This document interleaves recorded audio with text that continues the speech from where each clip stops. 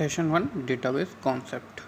इस चैप्टर के अंदर बेटा हम डेटाबेस को मैनेज करना सीखेंगे कि डेटाबेस होता क्या है, डेटाबेस को किस सॉफ्टवेयर में मैनेज किया जाता है और कैसे किया जाता है। ओके, तो सबसे पहले बेटा हम समझते हैं कि डेटा क्या होता है। What is the data? Data is an individual unit which you have entered in the computer. Computer में एंटर की गई कोई भी छोटी से छोटी यूनिट वो होती है data. For example your name, आपने अपना नेम एंटर किया कंप्यूटर में तो वो भी कंप्यूटर के लिए एक डेटा है। Any digit, your date of birth, ये सब क्या है? डेटा। आपके मार्क्स मैंने एंटर किए, किसी एक सब्जेक्ट के मार्क्स एंटर किए तो वो भी डेटा है। ओके, आपका मोबाइल नंबर वो भी डेटा है। तो कोई भी एक चीज़ जो हमने कंप्यूटर में एंटर की है, कोई भी एक ऑब्जेक्ट, चाहे वो एक इमेज हो, चाहे वो वीडियो हो, चाहे वो टेक्स्ट हो, वो कहलाता है हमारा डेटा। ओके, नेक्स्ट आते हैं हम database. What is the database? Database is the collection of related data. Means data का जो कलेक्शन होता है, जब कई सारा डेटा कंप्यूटर में एंटर कर दिया जाता है तो सबके कलेक्शन को हम बोलते हैं डेटाबेस। लेकिन वो जो डेटा है एक दूसरे से रिलेटेड होना चाहिए। फॉर एग्जांपल आपका नेम और आपकी ही डेट ऑफ बर्थ, आपका फादर नेम एंड आपके ही मार्क्स, ये सब आपसे रिलेटेड है, तो इन सब के कलेक्शन को हम बोल सकते हैं डेटाबेस। ठीक है, या फिर अगर यही सारी डिटेल स्कूल के सारे बच्चों से ली जाए तो उन सब की डिटेल की जो उन सब का जो डेटा है उसके कलेक्शन को हम बोलेंगे डेटाबेस। एक ऐसी फाइल जिसमें बहुत सारा डेटा है और वो डेटा एक दूसरे से कहीं ना कहीं रिलेटेड है, उस फाइल को हम बोलते हैं डेटाबेस फाइल। ओके, ठीक है, तो जैसे कि आप सामने देख रहे हैं बेटा, डेफिनेशन लिखिए। A database is an organised collection of data. Organise means line by line, sequence में लगा हो। ये ना कि आपकी डेट ऑफ बर्थ लिखी है, उसके सामने किसी और बच्चे का नेम लिखा है, नहीं, आपका नेम, उसके सामने आपकी डेट ऑफ बर्थ, उसके सामने आपका मोबाइल नंबर, देन आपकी क्लास, एक सीक्वेंस में हो, ऑर्गेनाइज हो डेटा और एक दूसरे से रिलेटेड हो, तो उस फाइल को हम बोलेंगे डेटाबेस फाइल। ओके, ठीक है, कई सारे ऐसे सॉफ्टवेयर होते हैं जिसमें हम ये डेटाबेस मैनेज कर सकते हैं। देखते हैं DBMS, डेटाबेस मैनेजमेंट सिस्टम। ये क्या होते हैं? DBMS, डेटाबेस मैनेजमेंट सिस्टम, वो सारे सिस्टम या सॉफ्टवेयर जिसमें हम डेटाबेस को मैनेज कर सकते हैं। मैनेज मीन्स अपने डेटा से हम क्वेरी कर सकते हैं, अपनी नीड के अकॉर्डिंग डेटा को फिल्टर कर सकते हैं। वो सारे सॉफ्टवेयर कहलाते हैं हमारे DBMS, डेटाबेस मैनेजमेंट सॉफ्टवेयर। और ये कई सारे सॉफ्टवेयर होते हैं जैसे कि IBM DB2, Oracle, SQL server, और जो हम यूज़ करेंगे वो होगा माइक्रोसॉफ्ट एक्सेस। ठीक है, और भी होते हैं MySQL, जो कि आप आगे 11th और 12th में पढ़ेंगे। MySQL के थ्रू डेटा कैसे एक्सेस किया जाता है, कैसे डेटा से क्वेरी की जाती है, ये सारी चीज़ें। फॉक्स प्रो, SQLite, ये सारी चीज़ें, ये सारे सॉफ्टवेयर सिर्फ एक ही काम है इनका, डेटाबेस मैनेज करना। इन सॉफ्टवेयर से हम और कोई वर्क नहीं कर सकते। इन सॉफ्ट जैसे कि हम पावर पॉइंट में प्रेजेंटेशन बनाते हैं, इन सारे सॉफ्टवेयर से हम प्रेजेंटेशन क्रिएट नहीं कर सकते। ओके, ठीक, नेक्स्ट आते हैं हम। Data can be organise into 2 type. अब जो डेटाबेस होते हैं वो 2 टाइप के होते हैं, या DBMS कह सकते हैं हम डेटाबेस, या डेटाबेस मैनेजमेंट सॉफ्टवेयर जो होते हैं 2 टाइप्स के होते हैं। फर्स्ट होता है फ्लैट फाइल और सेकंड होता है रिलेशनल। फ्लैट फाइल डेटाबेस ये क्या होते हैं? फ्लैट फाइल डेटाबेस वो होते हैं बेटा जिसमें हम एक्चुअली डेटाबेस में ना हम टेबल क्रिएट करते हैं। डेटाबेस में कुछ टेबल क्रिएट होती है, और अगर ऐसा डेटाबेस जो DBMS सॉफ्टवेयर है वो ऐसा सॉफ्टवेयर है जिसमें हम 2 टेबल के बीच रिलेशन क्रिएट नहीं कर सकते, तो वो जो डेटाबेस सॉफ्टवेयर कहलाता है हमारा, वो कहलाता है flat file database management software. ठीक है, एक डेटाबेस में एक्चुअली दो या दो से ज़्यादा कई सारी टेबल्स क्रिएट कर सकते हैं हम। वो आगे देखेंगे टेबल क्या होती हैं, क्यों क्रिएट करते हैं हम, रिलेशन क्यों बनाते हैं। तो actually flat file database management software वो होते हैं जिस सॉफ्टवेयर में ऐसा कोई ऑप्शन अवेलेबल नहीं होता जिनकी हेल्प से हम 2 टेबल्स के बीच, एक ही डेटाबेस के अंदर 2 टेबल के बीच रिलेशन क्रिएट कर सकें। तो वो होते हैं फ्लैट फाइल डेटाबेस, जैसे कि MS Excel। ओके, ये जो फ्लैट फाइल डेटाबेस होते हैं बेटा, इसमें ना हम टेबल तो क्रिएट कर सकते हैं एक से ज़्यादा, बट जो डेटा है वो एक ही टेबल में स्टोर होगा। अगर एक से ज़्यादा टेबल में स्टोर किया तो डेटा मिसमैच कर जाता है, इसलिए इस टाइप के डेटाबेस को हम अब यूज़ नहीं करते। तब यूज़ किए जाते थे जब रिलेशनल डेटाबेस नहीं होते थे, ठीक है। तो काफ़ी प्रॉब्लम होती थी क्योंकि एक ही डेटा मिसमैच करता था, डेटा में इनकन्सिस्टेंसी आ जाती थी। इसी वजह से दूसरे डेटाबेस आए, दूसरा डेटाबेस मैनेजमेंट सॉफ्टवेयर आए जो थे रिलेशनल डेटाबेस, क्योंकि फ्लैट फाइल डेटाबेस में एक ही टेबल में डेटा स्टोर होता था, है ना, और ज़्यादा डेटा भी स्टोर नहीं हो पाता था। लेकिन अब जो रिलेशनल है, सेकंड टाइप के जो रिलेशनल है उसे समझते हैं हम। रिलेशनल डेटाबेस वो डेटाबेस होते हैं, या वो रिलेशनल डेटाबेस मैनेजमेंट सॉफ्टवेयर वो डेटाबेस मैनेजमेंट सॉफ्टवेयर होते हैं जिसमें डेटा हम एक से ज़्यादा टेबल में रख सकते हैं और उन टेबल को एक दूसरे से लिंक भी कर सकते हैं। और जो टेबल को लिंक किया जाता है वो किसी एक कॉमन फील्ड से किया जाता है। अब जो फील्ड क्या है आगे आएगा टॉपिक। जो दोनों में जो फील्ड कॉमन होगी उसी दोनों फील्ड को हम लिंक करेंगे और आगे हम डेटाबेस को मैनेज करेंगे। ओके, तो फ्लैट फाइल वो डेटाबेस होता है जिसमें हम एक ही टेबल में डेटा क्रिएट करते हैं, उसमें ज़्यादा डेटा स्टोर नहीं कर सकते और ना ही टेबल को हम लिंक कर सकते हैं एक दूसरे टेबल से, ठीक है। और रिलेशनल डेटाबेस वो होता है जिसमें हम जो अपना डेटा है एक से ज़्यादा टेबल में स्टोर कर सकते हैं और उन टेबल को किसी एक कॉमन फील्ड के थ्रू जो दोनों में है उससे हम लिंक कर सकते हैं, ठीक है। और डेटाबेस में काफ़ी सारा स्टोर कर सकते हैं। नेक्स्ट आता है हमारा डेटाबेस सर्वर। डेटाबेस सर्वर क्या होते हैं बेटा? एक्चुअली वो कंप्यूटर या वो प्रोग्राम जिसके अंदर पूरा डेटा स्टोर है, उस कंप्यूटर या उस प्रोग्राम को हम बोलते हैं डेटाबेस सर्वर। ओके, वो कंप्यूटर जिसके अंदर सारा डेटा स्टोर है। फॉर एग्जांपल अगर लेते हैं हम डेटाबेस सर्वर का एग्जांपल लेते हैं यूट्यूब के आप जो वीडियोस देखते हैं, ये वीडियो जो आप देख रहे हैं वो ना आपके मोबाइल में स्टोर है ना मेरे मोबाइल में स्टोर है, लेकिन फिर भी इस टाइम आपके कंप्यूटर पर डिस्प्ले हो रही है। वो क्यों? कहीं ना कहीं तो ये कंप्यूटर किसी ना किसी कंप्यूटर में तो ये सेव है।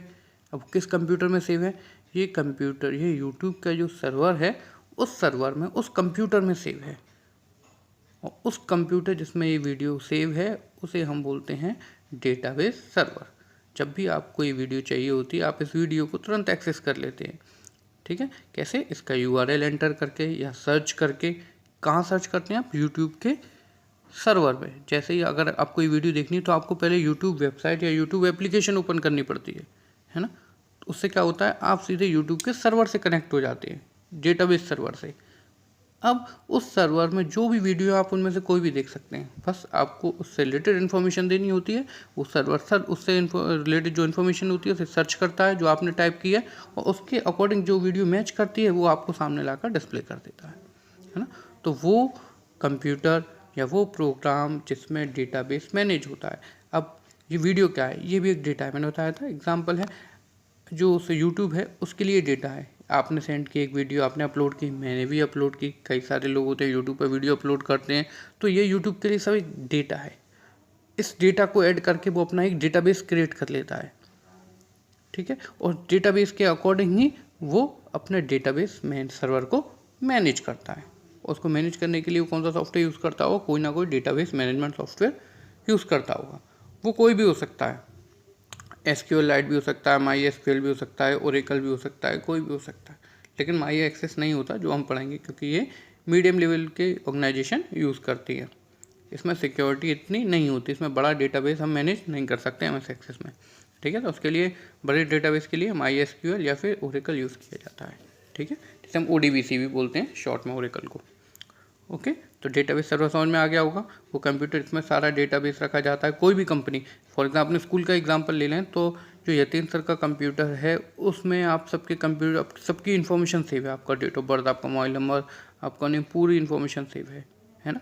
लेकिन वो इन्फॉर्मेशन मेरे कंप्यूटर लैब के किसी कंप्यूटर में नहीं है, ठीक है। तो जो डेटा कंप्यूटर, जो यतीन सर का कंप्यूटर है वो कहलाएगा हमारा डेटाबेस सर्वर, क्योंकि सारी इन्फॉर्मेशन वहीं सेव है आपकी, ठीक है। अगर मैं यतीन सर के कंप्यूटर से अपना कंप्यूटर कनेक्ट कर लेता हूँ, ठीक है, तो मुझे अगर किसी बच्चे की इन्फॉर्मेशन चाहिए तो मैं सर्वर पर रिक्वेस्ट सेंड करूँगा यतीन सर के कंप्यूटर से, वहाँ से डेटाबेस उठकर मेरे पास आएगा, ठीक है। तो कहाँ स्टोर हुआ सर डेटा? पूरा यतीन सर के कंप्यूटर पे, तो वो कंप्यूटर क्या कहलाएगा? सर्वर। नेक्स्ट आते हैं RDBMS में DBMS वही हमारा पुराना है, डेटाबेस मैनेजमेंट सिस्टम, बस एक R वर्ड एक्स्ट्रा ऐड हो जाता है जिसका मीनिंग होता है relational database management system. Means वो सारे सॉफ्टवेयर जिसमें हम डेटा को एक दूसरे से रिलेट कर सकते हैं, डेटा के बीच रिलेशन क्रिएट कर सकते हैं, वो कहलाते हैं हमारे RDBMS सॉफ्टवेयर। ठीक है, तो RDBMS का जो मेथड है वो इंट्रोड्यूस किया गया था बाय द EF कॉड इन 1969। जो बेटा EF कॉड जो थे उन्होंने कुछ ऐसे मेथड बताए, कुछ ऐसे नए कॉन्सेप्ट निकाले जिसके थ्रू डेटाबेस को मैनेज करना काफ़ी इजी हो गया था। उनके अकॉर्डिंग डेटा जो मैनेज होता था वो टपल एंड रिलेशन की फॉर्म में होता था। टपल मीन्स होता था रिकॉर्ड या फिर एक रो, और रिलेशन मीन्स होता है फील्ड या फिर एक कॉलम। ओके, यहाँ डेटाबेस हम जब यूज़ करेंगे तो वहाँ रो को हम बोलेंगे टपल और फील्ड को या कॉलम को हम बोलेंगे रिलेशन। ओके, तो रो, रिकॉर्ड एंड टपल ये सारे सेम है, and field, column and relation in सब का मीनिंग सेम है। चलिए हम इसे एक एग्जांपल समझते हैं। हम एक डेटाबेस लेते हैं, एक छोटा सा डेटाबेस, जैसे कि आपके डिस्प्ले पे दिख रहा है। रोल नंबर, नेम, स्टैंडर्ड और सेक्शन, ये 4 फील्ड हैं। इस डेटाबेस में जो फील्ड हैं 4 हैं, roll number, name, standard and section. में बताया था ना, हम कॉलम को भी फील्ड बोलते हैं या फिर रिलेशन बोलते हैं। तो इस टेबल में, इस डेटाबेस में 4 रिलेशन बोल सकते हैं, 4 हम फील्ड बोल सकते हैं। Okay, 4 column. वो जो रिकॉर्ड हैं टोटल, फर्स्ट रिकॉर्ड है 19 राम 10th क्लास और सेक्शन है उसका ए, तो ये हो गया record number 1। 20 Ravi standard 10th और सेक्शन ए, ये हो गया रिकॉर्ड नंबर 2। तो ऐसे अगर हम रिकॉर्ड काउंट करें तो रिकॉर्ड भी हमारे टोटल 4 हैं, और रिकॉर्ड को हम बोलते हैं EF कॉड के अकॉर्डिंग टपल। ओके, तो 4 टपल हैं यहाँ और 4 ही रिलेशन है। नेक्स्ट टॉपिक है हमारा डेटाबेस कॉन्सेप्ट। डेटाबेस कॉन्सेप्ट, इसमें 4 टर्म्स बेटा आपको एक्सप्लेन किए गए हैं। Number 1 is item, number 2 is field, number 3 is record and number 4 is value. भी क्या होते हैं, ठीक है, एक एग्जांपल के थ्रू समझते हैं। फॉर एग्जांपल, आपने एक एड्रेस बुक क्रिएट की। एड्रेस बुक मीन्स कोई भी एक पेज या कोई भी एक डायरी जिसमें कई सारी रो कॉलम पहले से क्रिएट है। पूरा जो डेटा है आपका जो पेज है वो रो कॉलम में डिवाइडेड है। जैसे मैथ की बुक होती है, लाइन रो भी होती हैं, कॉलम्स भी होती हैं, उस टाइप की आपके पास एक पेज है। ओके, और आप वहाँ डेटा एंटर करना चाहते हैं अपने फ्रेंड का पूरा डेटा। आपके जितने ही फ्रेंड हैं उनकी डेट ऑफ बर्थ क्या है, उनका मोबाइल नंबर क्या है, उनका एड्रेस क्या है, ठीक है, ये सारी इन्फॉर्मेशन। तो अब इसमें डेटा क्या है, फील्ड क्या है, वैल्यू क्या होती है, रिकॉर्ड क्या होते हैं, ये सारी चीज़ें हम देखते हैं। ओके, तो सबसे पहला चीज़ है आइटम। आइटम वो ऑब्जेक्ट है जिसके बारे में हम इंफॉर्मेशन या डेटा कलेक्ट कर रहे हैं। वो ऑब्जेक्ट जिसके बारे में इंफॉर्मेशन डेटा कलेक्ट करते हैं वो होता है हमारा आइटम। यहाँ पर एड्रेस बुक की अगर बात करें, जो हमने एग्जांपल लिया था, तो वहाँ पर आपके जो फ्रेंड है वो एज आइटम ट्रीट किए जाएंगे, ठीक है, क्योंकि उनके बारे में ही आप सारी इन्फॉर्मेशन गैदर कर रहे हैं। ठीक है, अगर एक बैंक का डेटाबेस ले लें तो बैंक में ऑब्जेक्ट क्या होता है, एक अकाउंट नंबर। अकाउंट नंबर के बारे में ही पूरी इन्फॉर्मेशन होती है कि जो पर्टिकुलर अकाउंट नंबर है किस पर्सन का है, कब क्रिएट हुआ था, इस अकाउंट नंबर में कितना अमाउंट है, इस अकाउंट नंबर में कब कितना अमाउंट डिडक्ट हुआ था।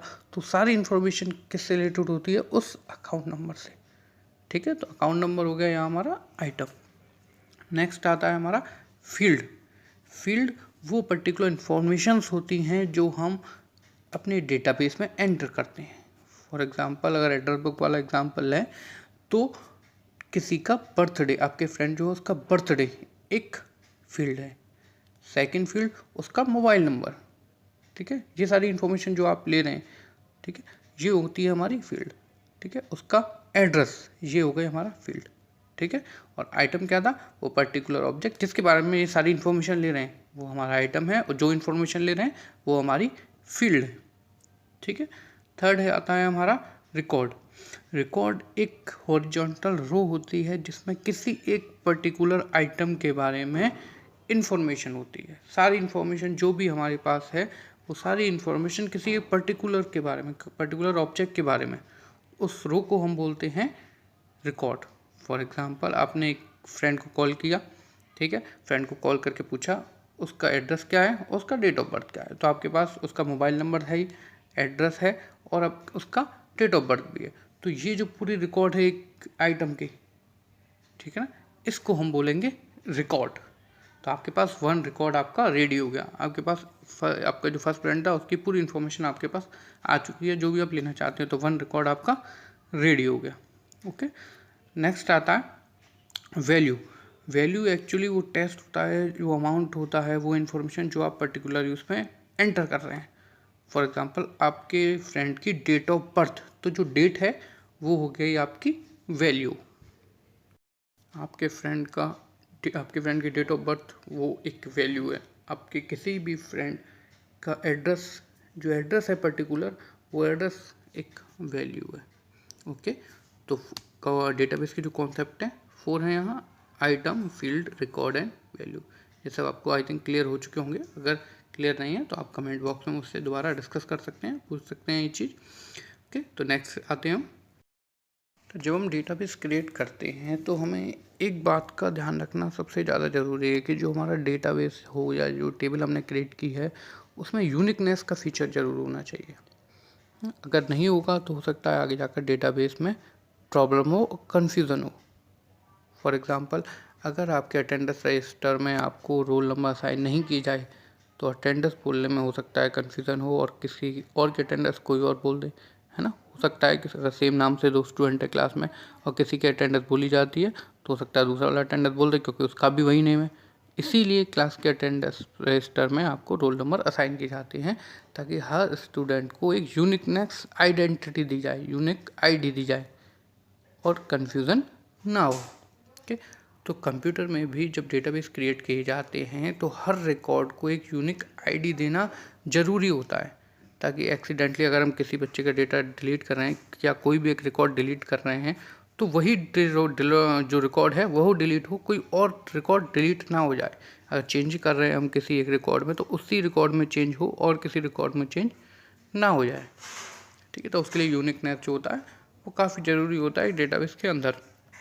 तो जो डेटाबेस मैनेजमेंट सॉफ्टवेयर होते हैं इसके लिए अलग से फीचर होते हैं कि किसी भी डेटाबेस में, जब डेटाबेस में हम क्रिएट करेंगे डेटा तो देखेंगे कि जब हम डेटा रिकॉर्ड में डेटा एंट्री करेंगे तो ऐसे कुछ फीचर होंगे जैसे अगर हम एक्टिवेट करते हैं तो जो डेटा एक बार एंटर हो गया वो दोबारा एंटर नहीं होगा। फॉर एग्जांपल, एक रोल नंबर हमने किसी को असाइन कर दिया तो रोल नंबर या फिर आईडी जो हमने असाइन की है वो दोबारा किसी स्टूडेंट को असाइन नहीं होगी, एंटर ही नहीं होगी कंप्यूटर में।